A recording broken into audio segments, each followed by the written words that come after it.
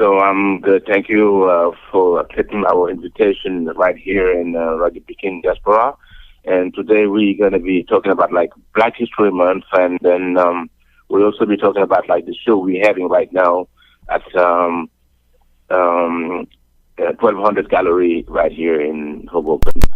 But before we go any further, Mike, I would just like to ask you to introduce yourself and tell people who you are. Oh, okay. My name is Michael Markman. I am an artist, teacher, and I have a design company called Markman Designs, which does fine art, graphic design, commercial art. And I'm starting a publishing company called NBS Publishing, which is going to create books that are educate and entertain children. Mm-hmm. Oh, good. This is a good thing. And Mike, you know, you're a busy artist, and you're a trained artist. You graduated from the School of Visual Art, and you and I curated a lot of shows. So I'd just like to ask you your impression about the show we're having right now at Gallery 1200. Well, I thought it was a very eclectic show. It was very unique. The art is beautiful. It's also a beautiful space. It's more of a nice, beautiful space in Hoboken. Phenomenal. It was a good turnout in the opening, and I feel privileged to be a part of it. So thank you, brother.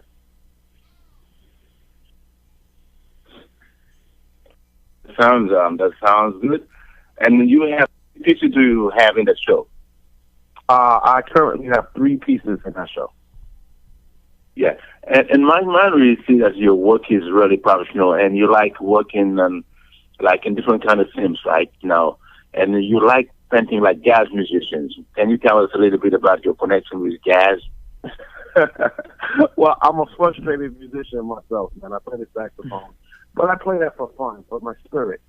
That's just for me. You know, sometimes when I'm drawing and painting, I'm in my room and I'm playing the music. I'm playing my saxophone and looking at the work, almost like worshiping what I do. So music has always been a part of my life. My friends are musicians. I went to the high school of music and art. So I'm drawn to music. I'm drawn to jazz music.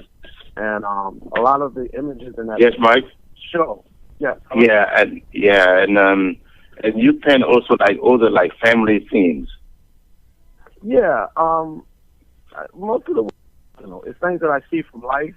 It's from my own experiences, and things I feel socially and politically. Oh, good. And we also have like Beatrice Liberator online. How you doing, Beatrice? I'm doing fine. Thank you, Ibou. Hi, everybody. Yeah, hi. Hello. And thank you. Hi. And thank you for accepting our invitation. Hi, Heather. How are you?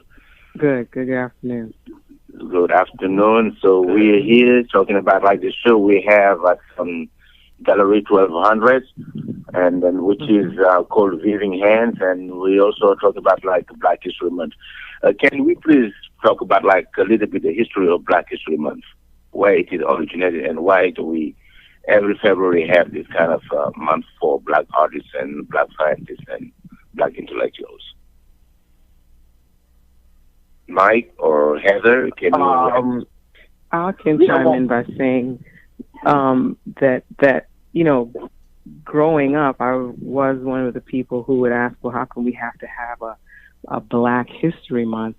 And, you know, throughout the years, I realized that, you know, most of the education that we receive, it excludes, you know, people of color who have made, you know, many great and amazing contributions. So, you know, it really should just be part of American history. But because it's not, we need to bring light to it and have a special time dedicated to it, because, you know, everything out there is like European based.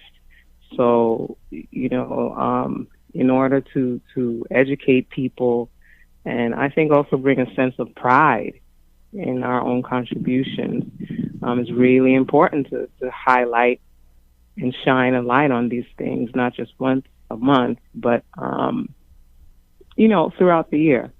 So, which is why I'm, you know, glad to be part of any exhibition that is, you know, part of Black History Month. And then Beatrice, to put a question, French American artists. Do you celebrate like Black History Month in France and Europe? No, that's what I was going to say. It's just when I first came to the States that, I learned about Black History Month. French Europe. So there's no mention of African art or really African culture unless it was from an anthropological point of view. Right. So, but I agree with Heather. I mean, it's fine, Black History Month, but to me, Black History Month was perhaps, created to, for Black people to have a pride, but that pride should be every day. I think to me it was more created to educate white people. Right. All people should have this education. Yeah. All people. Not just, it should be in the books, but it wasn't. They like to erase everything that has a trace of African ancestry. So. But you know what? They can't really erase it because almost all of the civilization is touched by Africa. From the first universities in Timbuktu, which were foreign universities in Europe, and as far as African American history, Africans helped build this country. When they were brought, they not only worked the fields, they built the railroads. Benjamin Banneker designed Washington D.C. I just saw a movie called Hidden Figures about four sisters who really made the program at NASA work using Hidden Figures equations. Yes, that the other folks couldn't do. And as a teacher, it's not only for African Americans that need, not only the African American child that needs it, all children need to see the significance of African people all over the world, because we have contributed to the world civilization, and that's been shut out of history on purpose. Yes. Right. Absolutely. And let's come back to the show we're having right now. It's called Giving Hands. And Heather Williams, the show we're having, and Heather Williams, we have like 3 pieces of the show. And one of your pieces is very interesting because you mix it's a mixed media with culture and on campus. Right. So can you tell us a little bit about the technique you're using right now to create new works? Yes. Now that particular piece is what I call a happy accident, because I was in a sculpting class where, long story short, the bust that I was creating, they broke in the process of drying and being fired.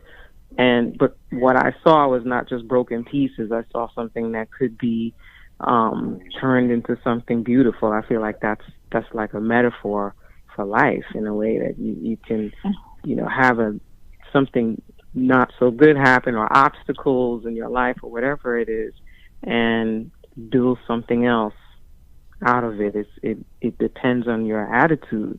So I took it and I combined it with a canvas that actually had another painting on it, and I wanted to change it. So I put the two things together, and I call it, I saw it happening, because I see, a face that has some emotion, who is something, could be some tragedy or something, have some kind of feelings about it.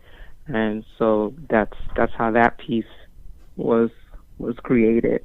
And usually I do abstract pieces. I love texture. I love working with clay and creating sculptures. So the opportunity to actually put a painting together with a sculpture was that I really enjoyed the process and what came out of it in the end.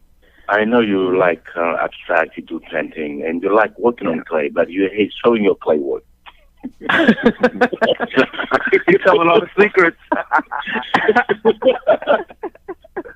Because I went to Heather's house like 2 years ago, and she was showing me all her work. And in the corner, I saw like large scale clay sculpture. And she was like, "Oh well, I did this a few years ago," and I said, "No, I want to show in the show I'm creating." And those pieces like were really, really strong, and she never showed them until I put them like in a show that I was curating. It's true. It's true, because for me, I probably didn't take them as seriously as I should. They were just pieces, in my house, in the basement. One piece stayed in the basement, like with no, I didn't patina it for like quite some time, for years. And it was just sitting there until Ibou said, "Oh, I want to know what's going on with those sculptures." And then he called me one day and said, "Look, basically encouraged me to exhibit them." And the response was really, really amazing. In fact, one of those sculptures was in one of the galleries in Chelsea that Danny Simmons is running. Oh, Rush Art. They have an annual show, and one of the sculptures was the display in that show a couple of years ago. So I'm happy that Ibou, brought that out to light, and thank you very much for that. So, okay, let's go to Beatrice Robertson and then to Mike. Beatrice, let's talk about your work. Your work is like a mixture of like a lot of things you do. You like working on mixed media, and then as a trained artist and as a teacher, you used to be a teacher at Texas University or somewhere. Yes. So will you tell us a little? Yeah, will you tell us a little bit about your work and where your inspiration comes from? Well, at first, it had always been very inspired by African culture. And at first, I started doing portraits because Black women were not represented in a very positive way in art, let it be in Europe or here in the States. So that's what I wanted to show, the beauty of African women. And at the same time, I've always been very interested in fabric, the patterns, because to me they speak, And when I learned more about African art, I learned that African fabric tells stories. So I started mixing both because I was always, I'm going to do a portrait, but I want to use the patterns. So I started mixing both, and now I do media using real African fabric on the canvas also. Well, that's really great. And then we have another artist who just joined us. Hi, Joe Gilmore, how are you? Good, Ibou, how are you? Thank you. Yeah, Joe also is a great artist, mixed media, and he's a traveler. He's been in Senegal several times. And Joe, we're here to talk about like Black History Month, and you talk about your art. Okay. And the question I would like to ask you is, those pieces you put in the show, they are glass paintings, and mixed media, glass painting. Can you tell us a little bit what inspired you to put those pieces in the show that we're having right now at 1200 Gallery? Sure. Most of my work is inspired by history, past and current, and also by ancestral energy. So, for instance, the piece with the woman and the 3 babies is actually inspired by a photo of my mother and my grandchildren. And the collage that's underneath the glass painting has newsprint, and the newsprint is of the Women's March that occurred recently in Washington, D.C. So my thoughts on that was that my mother, who raised 7 kids and now has her own branch on my ancestral family tree, was very strong just by the fact that she raised a family on her own. And we never starved. We always had clothing. This was a job that she embraced. She was a very beautiful woman. So she could have decided, no, I don't want to do this children and family thing, but she committed to it wholeheartedly. So I honor her as I honor all my ancestors. And in this case, my descendants would also be included.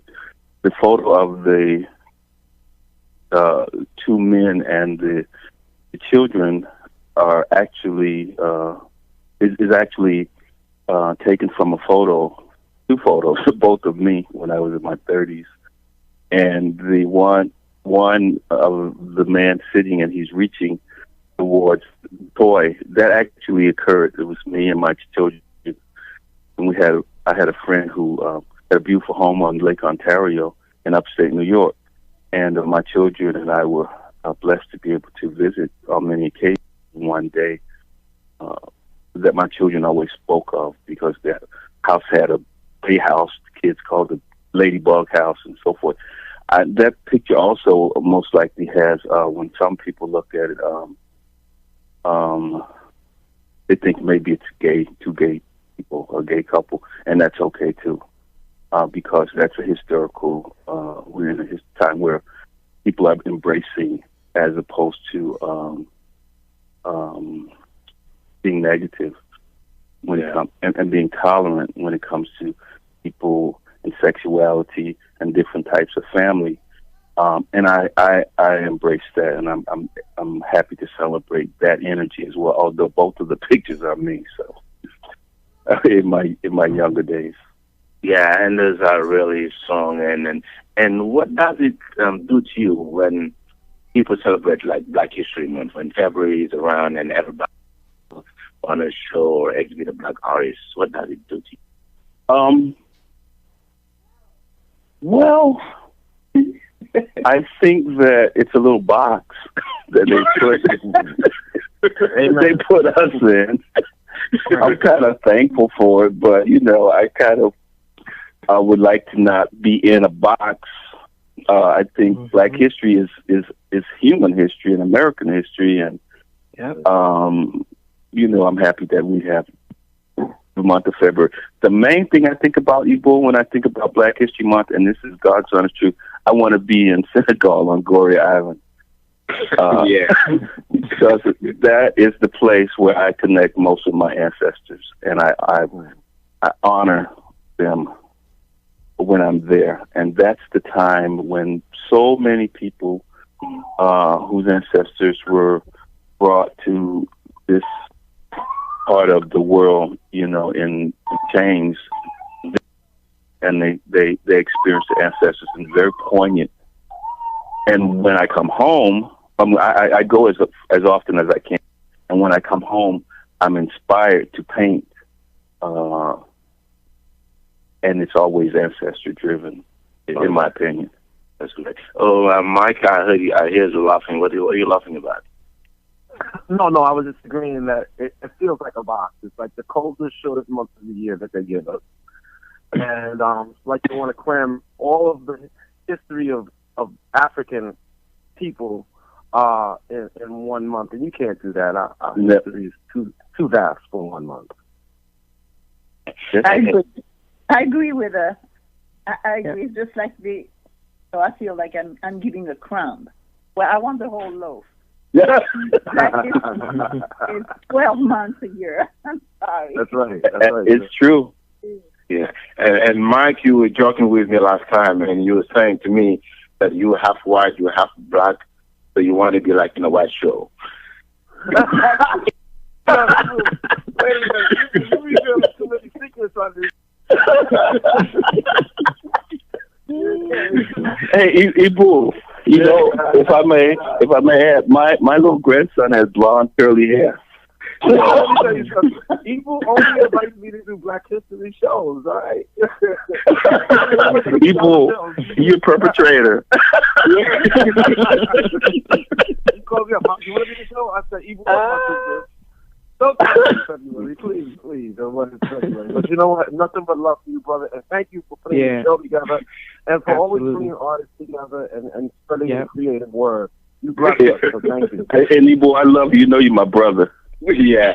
And then Patrick, so you gave me the title. You gave me the title Living Memories. So what do you mean in that? Well, I think that personally, we all have ancestral. We have the memories of the time being, but we have also memories that came in our genes. I mean, I was born in France, raised in France, and when I was little, all I could when I wanted music. And, I was exposed to classical music, opera, and the whatever French R&B. I don't know. But I love to take pots and pans and find some spoons or my grandmother's knitting needle, and I would just beat. And I would always say, they would look at me like, what is wrong with that little girl? And I love the sound of the drum. Well, it has to come through the genes because I was not exposed to the drums in France. No. So I think there's a lot that comes through the genes that perhaps we do not recognize right away. But it's a big lesson to learn. So that's what, to me, ancestral memories is very powerful. Can I comment on that as well? Yes.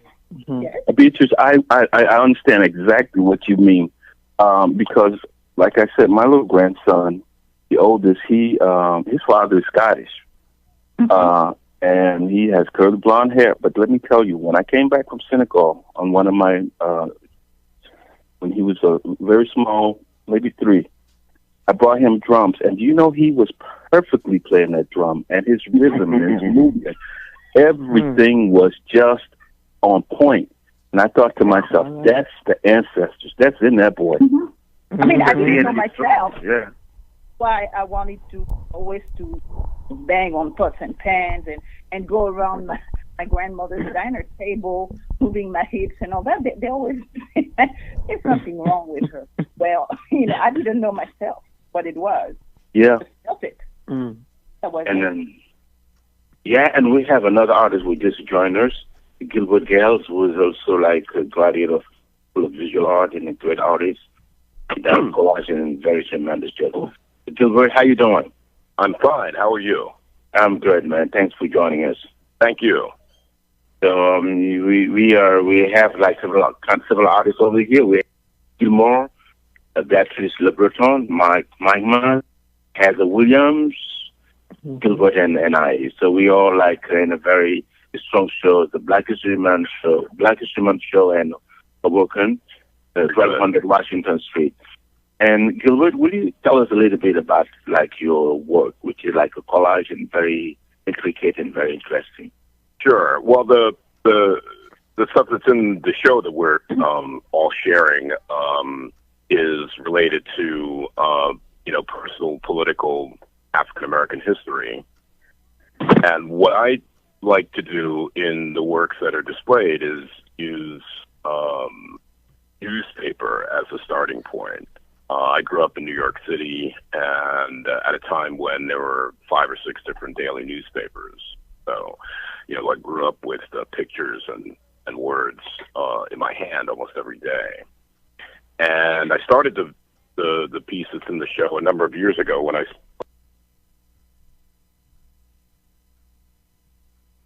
papers from the 50s, 60s, and 70s, and I was focusing specifically on the black arts and the black revolutionary politics of the late 60s and the early 70s. So a lot of the work has to do with those memories and how those events were portrayed. So what I like to do is sort of go back in time and find the evidence of these events and people and images and words and phrases and political stances. I look for the evidence of them to find them, and then I want to show what time has sort of done to them. So as a result, my collages tend to look damaged, in a way, if you take a newspaper and it gets very old and years go by, and then again it can be in pieces, and their little words and pictures necessarily connect because the pages are fused together. That's the kind of thing that I try to create in these collages. A sort of a memory of a time that was somewhat different than the times we live in now. So, sort of a memory of this activism. But of course, now in 2017, 2016, the last few years, there's been a a great rise in activism on the street level, which is promising. Yes, and then your brother Mike McMahon, I was just mentioning what we were talking about, like in the gallery last time. You know, the jockey put his saying, "You want to know, be like in a white man show." Yeah. You know, right? You know. So, what do you think? What do you think about like Black History Month being celebrated like in America? Well, it's problematic. Of course, it must be observed. The history of our people has to be and celebrated. The problem, of course, is that it takes place in this single month, and people tend to get the idea that after the end of February, you don't have to think about Black history anymore. Yeah. So this is something of a problem. It certainly is unfortunate that the history of our people is only designated to be observed for 1 month. It obviously should be incorporated into every day and every other culture at all times.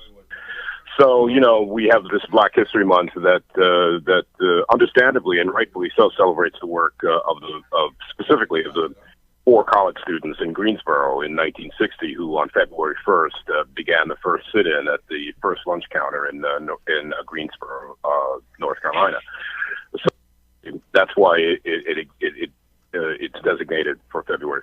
Anything that the government or that the state designates as anything, I think deserves to be questioned, but not because the culture doesn't need to be observed, but because it shouldn't be limited to just 1 month. But such as life in the United States of America, what I think most African Americans do is, and especially more so now, perhaps than even a year ago, or 2 years ago, or 5 years ago, is make a point of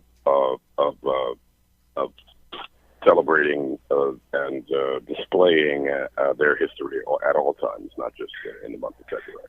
And my next question goes to the African American artists. So, what are the differences and similarities between African American art, visual art, and African visual art?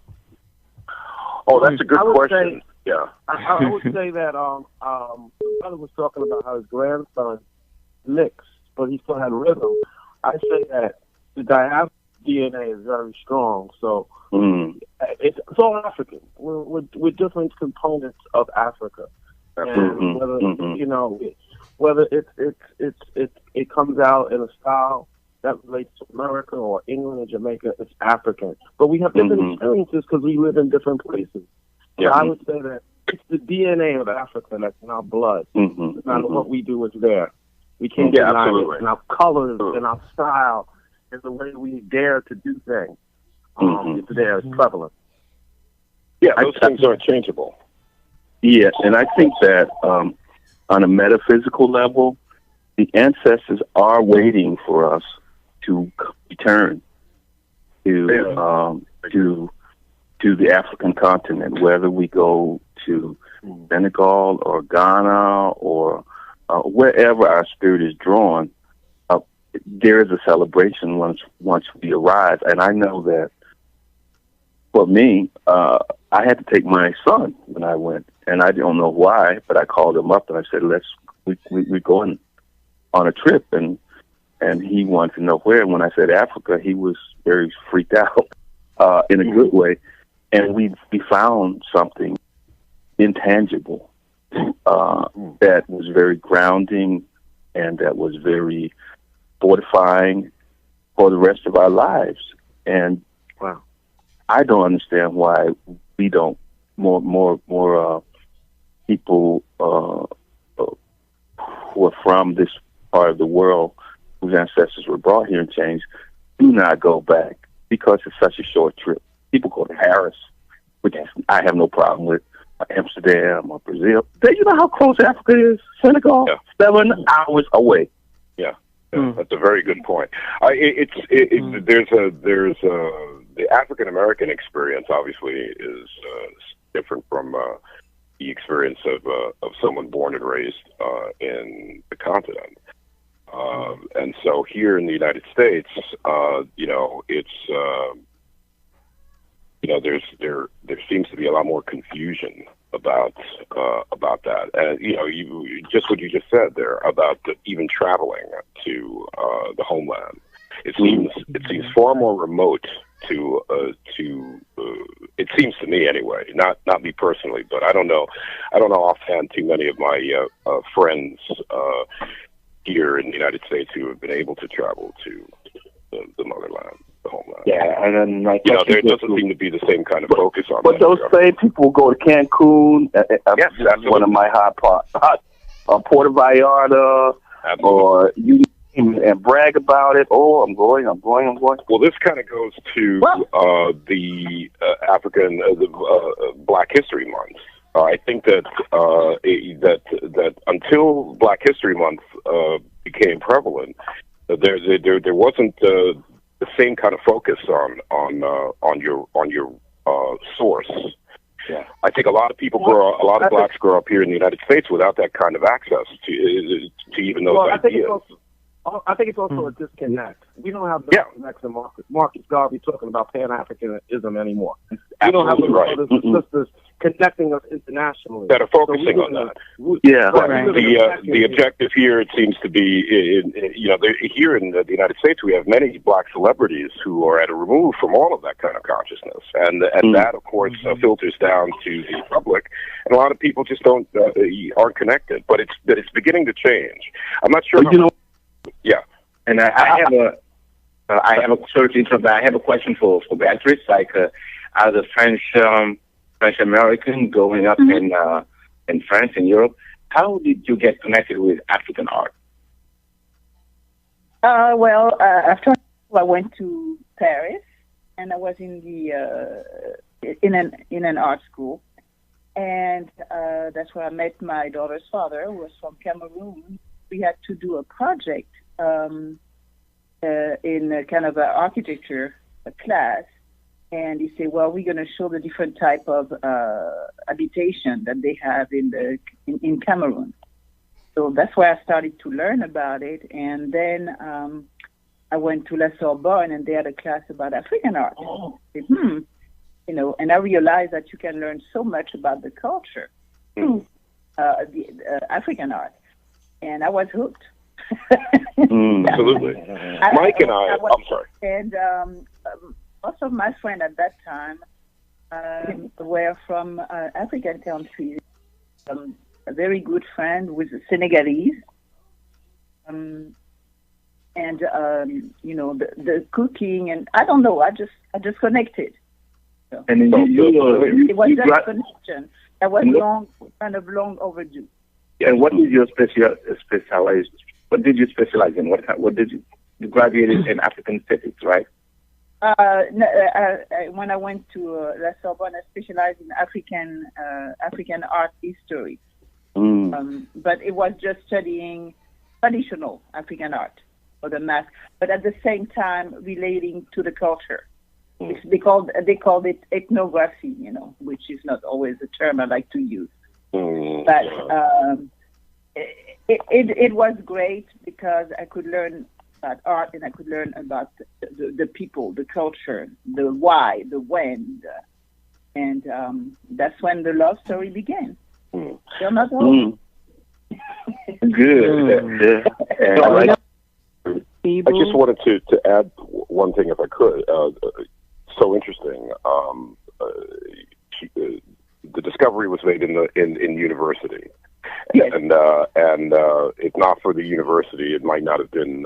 You might not have been able to find that at that time. No, because there were no. Elementary school. Yeah. I remember getting very angry and leaving the classroom. In fact, because we were studying geography. We went to Africa, and there was about one page. Saying that there was no culture, there was no writing. And African people had flat noses, big eyes, and big lips. Wow. Yeah, it's amazing.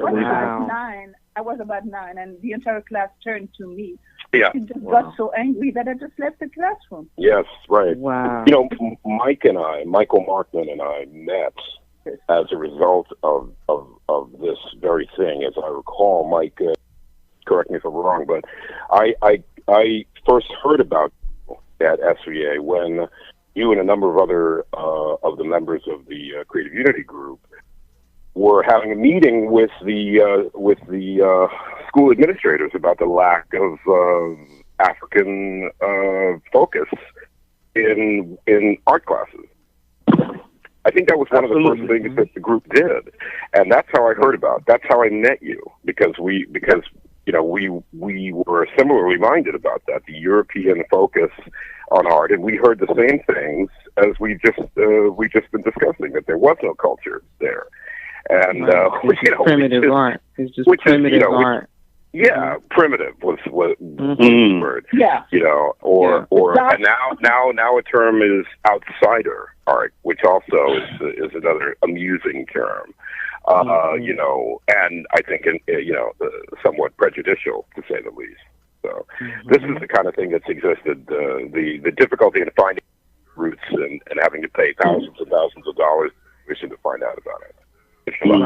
Right. Yeah, and the thing about it, the disconnect, what you were just saying.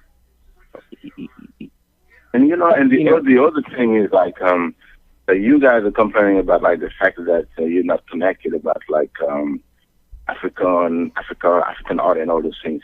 But it is the same for me. Like when I was in Senegal, in Africa, I thought there was only one African American artist, and he was Jacob Lawrence, because I was just reading about Jacob Lawrence. I don't know anybody else. Yeah. I didn't know Basquiat. I didn't know Romeo Bearden. I don't know nobody else. It was just like Jacob Lawrence, and I have like images of his work, and I thought he was like the only African American artist. When I came over here and went to Newark, I think, so like all those African American artists, I was like, wow, he's not the only one.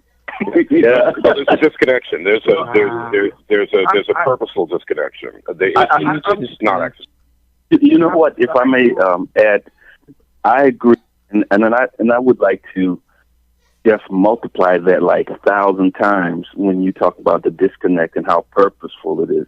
Yep. Because when I was in Senegal on the beach near Fulani village, and I saw how vastly beautiful it was, and how people live right there, and I feel my ancestors just living there, perhaps. Yeah. I turned to my child and I said, now I know why the white man stole Africa. It's gorgeous. Yeah. And that's Senegal. And if you go to South Africa, oh my God. Yeah. The resources, the wealth in nature, minerals and beauty. And they did, it almost feels like it was a deliberate plot to not let us know. To hide that information, and then educationally, traditionally in the United States, specifically in the United States, there's a cowl to put over all of our heads when we enter, especially here in the U.S. We were given a hood and a mask to put on so that we don't, and then we're not given information about these things. So in a large way, Black History Month is important because it forces people to have to deal with these things. The problem, of course, is that it gives people the mistaken notion, and this even happens to African Americans too. After the 28th of February, it's back to normal. And so what needs to happen is that it needs to be Black History Life as opposed to Black History Month. Yes. Right. That's up to each of us to do. Yeah. I went to this high school of music and art in New York City, and I learned about one African American artist. Not even N.T. Price. We didn't learn about one African American artist. You know when I really learned about African American artists was when I worked at the Children's Art Carnival with Betty Blayton Taylor in New York City, and going out to schools all over New York City, teaching children about African American art in the classroom.